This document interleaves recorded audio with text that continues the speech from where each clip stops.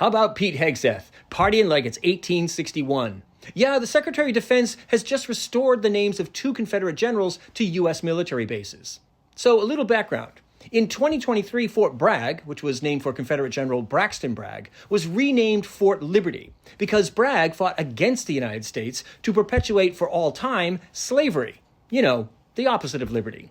Similarly, Fort Benning, also named for a Confederate trader and staunch advocate of slavery, was renamed Fort Moore in honor of Lieutenant General Hal Moore, a decorated Vietnam veteran, and his wife, Julia, who helped change the way the Army treated families and the widows of fallen soldiers.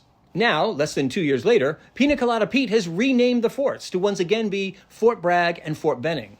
But, to get away with this nod to white supremacy, Hegseth had to get really clever, because Congress in 2020, as part of the effort to rename the forts, banned the military from naming anything for Confederates. So Hegseth got some intern to look through U.S. military databases to find some random soldiers named Bragg and Benning who had earned some distinction in U.S. wars. And voila! Private Roland Bragg of Maine, who served in World War II, and Corporal Fred Benning, who served in World War I. Now, Hegseth doesn't give a rat's ass about these men or their brave deeds on the battlefield. His only goal was to restore the names of these Confederate generals. Finding a different Bragg and Benning is just a thinly veiled charade. Hegseth said as much when he announced the news about Fort Bragg. He said, quote, "Bragg is back," as in General Braxton Bragg is back.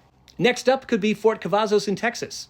It was originally named Fort Hood for Confederate General and traitor General John Bell Hood, but in 2023 it was renamed in honor of General Richard Cavazos, the first Hispanic 4-star general.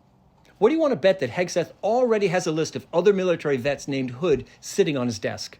Stay tuned, people.